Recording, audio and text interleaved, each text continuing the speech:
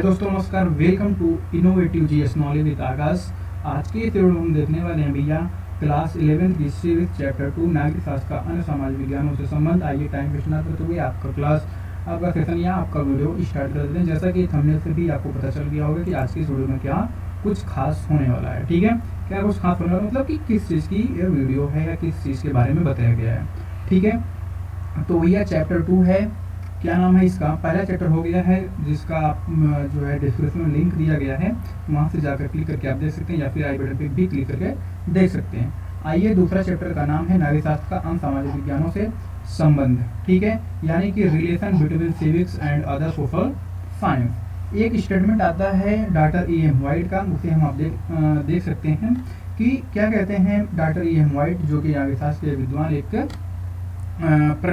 प्रकांड जो है विधिवेत्ता, ये प्रकांड विद्वान थे, विधिवेत्ता नहीं, विधिवेत्ता में विधि के जानकार।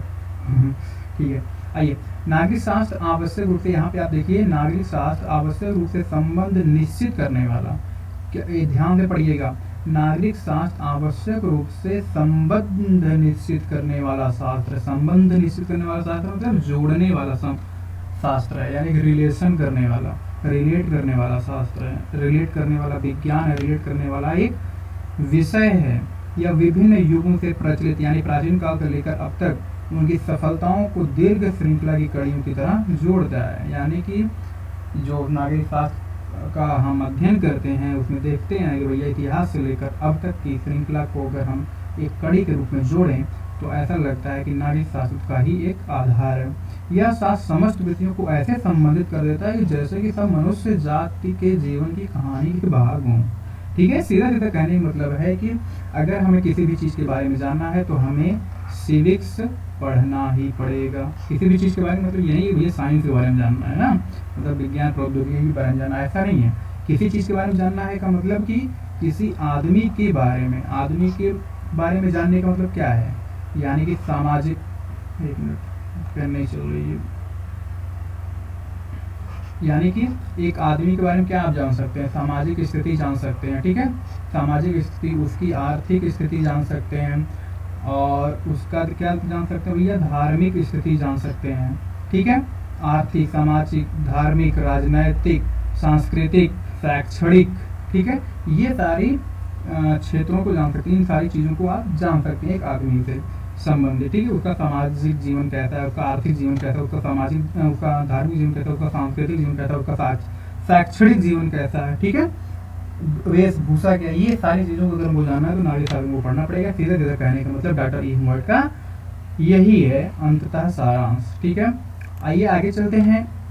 यहाँ देखिए, आपको हम थोड़ा सा एनिमेशन या समझाने की कोशिश किए हैं तो समझिएगा। एक आदमी है, ठीक है, एक आदमी, यानी कि नागरिक शास्त्र एक सामाजिक विज्ञान और राजनीति शास्त्र, अर्थशास्त्र और समाजशास्त्र, शास्त्र, नीति शास्त्र, इतिहास, भूगोल और मनोविज्ञान आदि समाज विज्ञान सामाजिक व्यक्ति के जीवन से संबंधित विविध पक्षों का अध्ययन करता है। ठीक है, नागरिक शास्त्र क्या करता है भैया, मानव जीवन के नागरिक पक्ष का अध्ययन करता है। तो राजनीति शास्त्र मानव जीवन के राजनीति का, और अर्थशास्त्र आर्थिक जीवन का। ठीक है, सीधा सीधा कहने मतलब कि ये है कि एक आदमी है, यानी कि एक मनुष्य है, मानव है, इसके मानव जीवन के नागरिक पक्ष का अध्ययन करता है। कौन? नागरिक शास्त्र। किसके? मानव के। ठीक है, मानव के जीवन के नागरिक पक्ष का अध्ययन करने का काम कौन करता है? नागरिक शास्त्र करता है। तो राजनीति शास्त्र क्या करता है भैया? राजनीति शास्त्र क्या करता है? ये देखिए राजनीति शास्त्र हो गया, ये देखिए इकोनॉमिक हो गया, इधर देखिए सोशल स्टडी हो गया, इधर देखिए एथिक्स हो गया, यानी कि उसके नैतिक मूल्य, इधर देखिए इतिहास हो गया, इधर देखिए मनोविज्ञान हो गया, ठीक है, साइकोलॉजी हो गया, इधर देखिए भूगोल हो गया। ठीक है, सीधा सीधा कहने का मतलब ये है कि नागरिक शास्त्र मानव जीवन के नागरिक पक्ष का अध्ययन करता है। तो राजनीति शास्त्र क्या करता है? राजनीति से संबंधित। और अर्थशास्त्र क्या करता है? आर्थिक जीवन से संबंधित। इतिहास क्या करता है? इतिहास से संबंधित, यानी कि इतिहास में जो चीज़ें हुई हैं उससे संबंधित, कालखंड में क्या कुछ चीज़ें हुई हैं उसके जीवन में, उसको बताता है। ठीक है, यानी भूतकाल में सामाजिक जीवन का अध्ययन करता है इतिहास। तो नीति शास्त्र का मतलब क्या है? नीति शास्त्र मतलब यही एथिक्स है, ठीक है। नीति शास्त्र इस बात पर विचार करता है कि मानव जीवन को आदर्श रूप में कैसे परिवर्तित किया जा सकता है, ठीक है। समाजशास्त्र मानव जीवन के आधार के रूप में अध्ययन करता है, तो मनोविज्ञान मानव जीवन के प्रेरक मानसिक तत्वों का अध्ययन करता है। यानी कि साइकोलॉजी क्या करता है कि कौन कौन सी ऐसी चीज हैं, कौन कौन से ऐसे फैक्ट हैं कि मानव के जीवन पर अनुकूलित या प्रतिकूलित प्रभाव डालते हैं, ठीक है। यहाँ तक बातें क्लियर हो गई हैं कि हमें क्या करना है कि सभी सब्जेक्ट को, सभी विषयों को जोड़कर पढ़ने की आवश्यकता है, जैसा कि आपके नेप में यानी कि न्यू एजुकेशन पॉलिसी में बताया भी गया है, ठीक है भैया। तो यहाँ से इतनी बातें आपको बैकग्राउंड के हिसाब से थोड़ी सी समझ में आ गई होंगी कि हम क्या जानने, क्या समझने वाले हैं, क्या पढ़ने वाले हैं, ठीक है। चलिए आगे चलते हैं और पता करने की कोशिश करते हैं कि किस किस सब्जेक्ट से हमें रिलेट करने की ज़रूरत है। यहाँ पर आप देख सकते हैं बहुत ही अच्छे से शॉर्ट नोट्स बनाया गया है, बहुत ही अच्छे से, ठीक है। तो एक मिनट, हाँ ठीक है। नागरिक शास्त्र का अन्य सामाजिक विज्ञानों से संबंध के अंतर्गत सबसे पहले हम देखेंगे नागरिक शास्त्र और राजनीति शास्त्र के अंतर्गत, यानी कि नागरिक शास्त्र और राजनीति शास्त्र में क्या संबंध है। दोनों एक दूसरे के सहायक हैं, एक दूसरे के पूरक हैं। नागरिक शास्त्र और इतिहास का संबंध क्या है, नागरिक शास्त्र और अर्थशास्त्र का क्या संबंध है, वहीं पर नागरिक शास्त्र और समाज शास्त्र का संबंध क्या है, नागरिक शास्त्र और नीति शास्त्र का क्या संबंध है, नागरिक शास्त्र और मनोविज्ञान का क्या संबंध है, ठीक है। इतनी चीजें हम जानने वाले हैं, ठीक है। सबसे पहले अगर हम स्टार्ट करें नागरिक शास्त्र और राजनीति शास्त्र, ठीक है। सबसे पहले हम स्टार्ट करते हैं अपना नागरिक शास्त्र और राजनीति शास्त्र। इसमें क्या होता है भैया कि नागरिक, इसमें क्या क्या हम चीज़ें देखने वाले हैं। सबसे पहले ये देख लीजिए कि शब्द की व्युत्पत्ति के आधार पर दोनों का अर्थ हम देखेंगे, फिर नागरिक शास्त्र की राजनीति शास्त्र पर निर्भरता देखेंगे, फिर राजनीति शास्त्र की नागरिक शास्त्र पर निर्भरता देखेंगे, उसके बाद समान अध्ययन विषय देखेंगे कि दोनों का समान अध्ययन विषय है, फिर नागरिक शास्त्र और राजनीति शास्त्र में अंतर भी देखेंगे, ठीक है।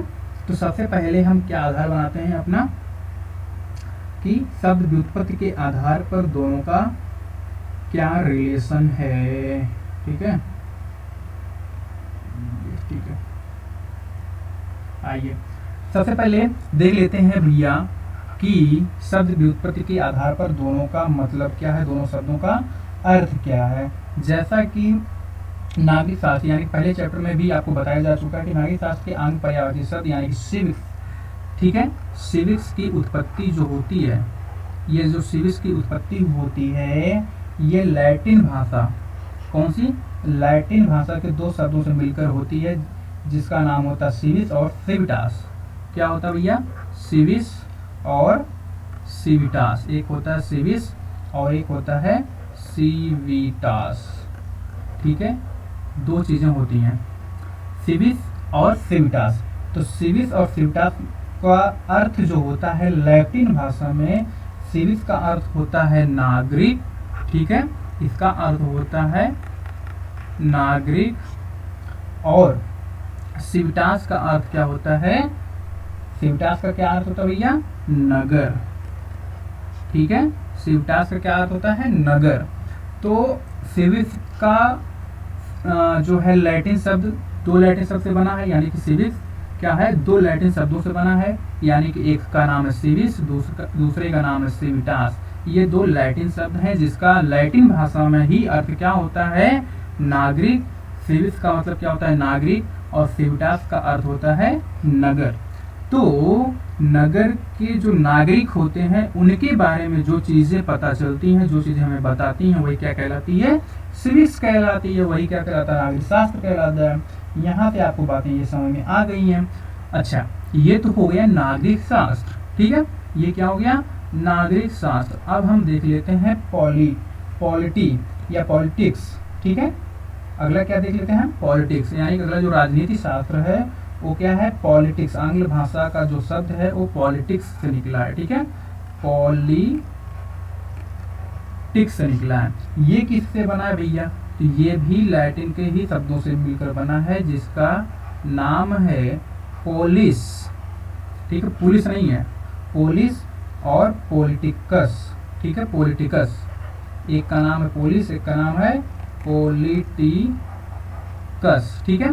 तो इस पुलिस का अर्थ होता है नगर, इसका भी मतलब क्या होता है नगर, और इस मतलब होता है नागरिक, ठीक है, इसका मतलब क्या होता है नागरिक। अब देखिए यहाँ पर पुलिस का मतलब होता है नगर, और यहाँ पे ये सिविटास का मतलब होता है नगर, यहाँ पर सिविस का मतलब होता है नागरिक, और यहाँ पे जो है पॉलिटिकस का मतलब होता है नागरिक, ठीक है। दोनों का तो मतलब वही है, ठीक है, क्या है, दोनों का मतलब वही है। यानी कि आंग्ल भाषा में अगर हम देखें तो दोनों का शाब्दिक अर्थ एक ही है। पॉलिटिकस का मतलब भी होता है नागरिक, और सिविस का मतलब भी होता है नागरिक। वहीं पर पुलिस का मतलब नगर, वहीं पर सिविटास का मतलब नगर होता है। तो इस हिसाब से अगर हम देखें तो नागरिक जो होता है नगर का, यानी कि नगर के नागरिक के जीवन के बारे में अध्ययन करने वाले को हम कहते हैं राजनीति शास्त्र, ठीक है। तो इसके आधार पे आप देखेंगे तो नागरिक शास्त्र क्या है भैया, राजनीति शास्त्र का ही भाग है, जिसका संबंध नागरिक के अधिकारों तथा कर्तव्यों से होता है, ठीक है। उसके अधिकार कर्तव्य ही तो आप समझेंगे ना, ये सब जानते हैं ना कि भैया उसकी चीज क्या है, उसकी चीजें क्या है, मतलब उससे संबंधित कौन कौन से फैक्ट हैं, चाहे वो अधिकार हो चाहे वो कर्तव्य हो। तो सबसे पहले आपको ये समझ में आ गया संबंध की, अगर हम बात करें यानी कि नागरिक शास्त्र और राजनीति शास्त्र के संबंध की बात करें तो भैया दोनों एक हैं एकदम। कैसे पता चल गया हमको, शब्द की उत्पत्ति या व्युत्पत्ति के आधार पर पता चला कि दोनों एक हैं, ठीक है। समझ में आ गई बातें, तो हम आगे चलते हैं। अगर थोड़ी सी भी कोई दिक्कत होगी भैया प्लीज कमेंट करके बताइएगा, तभी हम आगे कुछ कर पाएंगे, अन्यथा कुछ नहीं कर पाएंगे, ठीक है। चलिए आगे हम चलते हैं। नेक्स्ट हेडिंग है, अगली हेडिंग क्या है, नागरिक शास्त्र की राजनीति शास्त्र पर निर्भरता, ठीक है।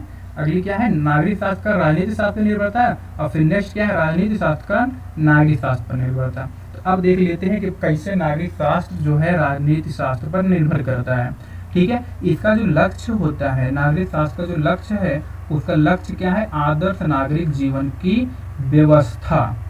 इसका जो लक्ष्य होता है, इसके अध्ययन करने का जो लक्ष्य होता है, आदर्श नागरिक, ठीक है। इसका लक्ष्य क्या होता है कि भैया जो नागरिक हैं हमारे नगर के, उनको आदर्श नागरिक में कन्वर्ट कर देना, ठीक है। और वहीं पर जो है राजनीति शास्त्र यानी कि पॉलिटिक्स, जो पॉलिटिक्स होता है उसका लक्ष्य क्या होता है भैया, उसका लक्ष्य क्या होता है, उसका भी लक्ष्य क्या होता है, आदर्श नागरिक जीवन के लिए मुख्य आवश्यकताएं शांति और व्यवस्था, श्रेष्ठ शिक्षण व्यवस्था और अधिकतम संभव सीमा तक आर्थिक समानता। नहीं समझ में आया, फिर से देखिए। यानी कि पॉलिटिक्स का जो अंततः जो उद्देश्य होता है उसका क्या होता है कि आदर्श नागरिक, यानी कि ये जो आदर्श नागरिक बनेंगे, इनके जीवन की मुख्य आवश्यकताएं क्या होंगी, यानी कि आदर्श नागरिक बनाने के लिए क्या क्या आवश्यकताएं होंगी, शांति, क्या होगा, शांति, ठीक है। श्रेष्ठ शिक्षण संस्थान या श्रेष्ठ शिक्षण यानी सीधा शिक्षा कह सकते हैं, ठीक है। शिक्षा व्यवस्था को चुस्त दुरुस्त करना, उसके बाद आर्थिक समानता, ठीक है, आर्थिक समानता। तो ये सारी चीजें, शांति हो गई, सुरक्षा भी आप कह सकते हैं, ठीक है। शांति होगी तो यानी सुरक्षा ऑटोमेटिक हो जाएगी, सीधा कहने मतलब ये है, शांति, सुरक्षा, शिक्षा, आर्थिक समानता, स्वास्थ्य, ठीक है। ये सीधा एक आदर्श नागरिक जीवन बनाने के लिए हमें इन सब चीजों की जरूरत पड़ती है, शांति, सुरक्षा, शिक्षा, स्वास्थ्य, आर्थिक समानता, अधिकार, कर्तव्य, ये सब क्या है, एक आदर्श नागरिक के जीवन में एक महत्वपूर्ण पहलू है। तो ये जो आदर्श नागरिक जीवन बनाने की अवधारणा है, लक्ष्य है नागरिक शास्त्र का, कैसे होगा? वो इन्हीं सब चीज़ों के द्वारा होगा। शांति, सुरक्षा, शिक्षा, स्वास्थ्य, समानता, आर्थिक समानता, इन सब चीज़ों के द्वारा होगा। और ये सब चीज़ें कहाँ पे मिलती हैं आपको? पॉलिटिक्स में मिलती हैं, यानी कि राजनीति शास्त्र में मिलती हैं। तो राजनीति शास्त्र का जो उद्देश्य है वो क्या उद्देश्य है? आदर्श नागरिक के जो आधार हैं वही जो है मूलभूत आधार किसके हो जाते हैं? पॉलिटिक्स के, यानी कि राजनीति शास्त्र के हो जाते हैं। अब आपको सीधा सीधा ये समझ में आ गया होगा कि भैया अगर आदर्श नागरिक जीवन को बनाना है तो हमें राजनीति शास्त्र की आवश्यकता पड़ेगी। क्यों पड़ेगी? क्योंकि आदर्श नागरिक बनाने के लिए हमें क्या चाहिए? शांति, सुरक्षा, शिक्षा, स्वास्थ्य, समानता, यानी कि आर्थिक समानता। ठीक है, हर तरीके से। सीधा सीधा कहने का मतलब क्या है कि हमें एक आदर्श जीवन बनाने के लिए, एक आदर्श नागरिक की स्थापना करने के लिए किस चीज़ की जरूरत पड़ेगी? पॉलिटिक्स की जरूरत पड़ेगी। और पॉलिटिक्स बनाने के लिए अभी हम देखेंगे कि इसकी जरूरत पड़ेगी, यानी कि सिविक्स की जरूरत पड़ेगी। वो कैसे होगा आगे भी देखते हैं।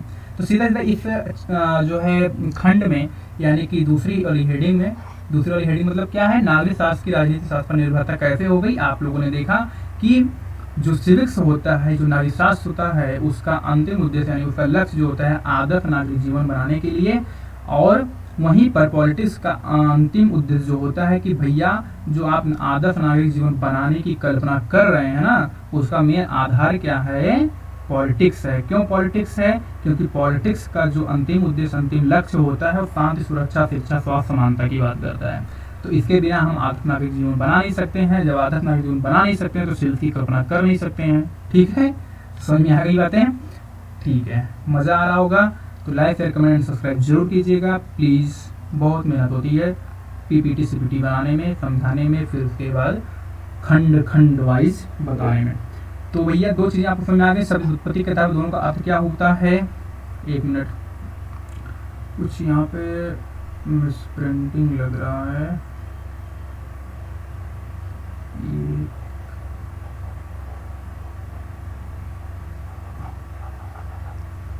चलिए ठीक, कोई दिक्कत नहीं, हमें लगा कुछ चला हुआ है।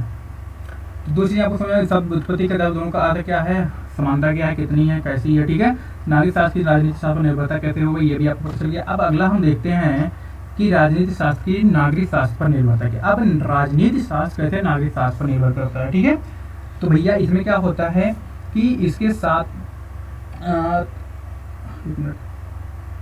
ठीक है, इसके अंतर्गत क्या होता है कि ये नागरिक शास्त्र भी राजनीति शास्त्र के आधार के रूप में कार्य करता है। कैसे कार्य करता है? एक देश की राजनीतिक व्यवस्था आदर्श नागरिकों पर ही निर्भर करती है। ठीक है, अब देखिए क्या, देखिए इसके अंतर्गत राजनीति शास्त्र की नागरिक शास्त्र पर निर्भरता कैसे है।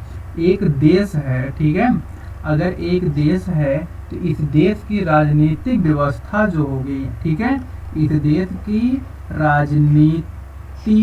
राजनीतिक व्यवस्था, राजनीतिक जो व्यवस्था होगी वो कैसी होगी, इसका निर्धारण कौन करेगा? नागरिक करेंगे ना। इसका निर्धारण कौन करेगा? नागरिक करेंगे। यानी कि एक देश में या एक राज्य में या एक समूह में, समुदाय में, कहीं पर भी अगर आप बात करें, ग्राम में, नगर में, कहीं पर भी, ठीक है, सीधा सीधा आप देश समझिए। तो एक देश की राजनीतिक व्यवस्था कैसी होगी ये डिपेंड करेगा उस देश के नागरिकों पर। ठीक है, अगर नागरिक जो है सही है, यानी कि नकारात्मक, यानी कि सही है, उनके आदर्श सही है, उनके कर्तव्य अधिकार सही है, ठीक है, उनकी शिक्षा दीक्षा सही हुई है, तो वो सही आएंगे, सही काम करेंगे। ठीक है, वहाँ की राजनीतिक व्यवस्था ठीक होगी। अगर नहीं होंगे तो गलत होगी। समझ रहे हैं ना मेरी बात? यानी कि अगर एक लड़के का, एक बच्चे का, ठीक है, ये देखिए मैं फटाफट बना दे रहा हूँ, समझिएगा। मान लीजिए सारे ढेर सारे बच्चे हैं, ठीक है, अगर इनकी शिक्षा व्यवस्था, स्वास्थ्य, आर्थिक समानता, ठीक है, ये सारी चीजें, यानी कि इनके जीवन से संबंधित आर्थिक, सामाजिक, शैक्षणिक, समझ रहे हैं ना मेरी बात? आर्थिक का मतलब आर्थिक जीवन कैसा है, सामाजिक मतलब सामाजिक जीवन कैसा है, शैक्षणिक मतलब शैक्षिक जीवन कैसा, यानी कि शिक्षा दीक्षा कैसे हुई, पढ़ाई लिखाई कैसी हुई है, किन आधारों पर हुई है, किस संस्थानों में हुई है, वहाँ पे कैसी इनको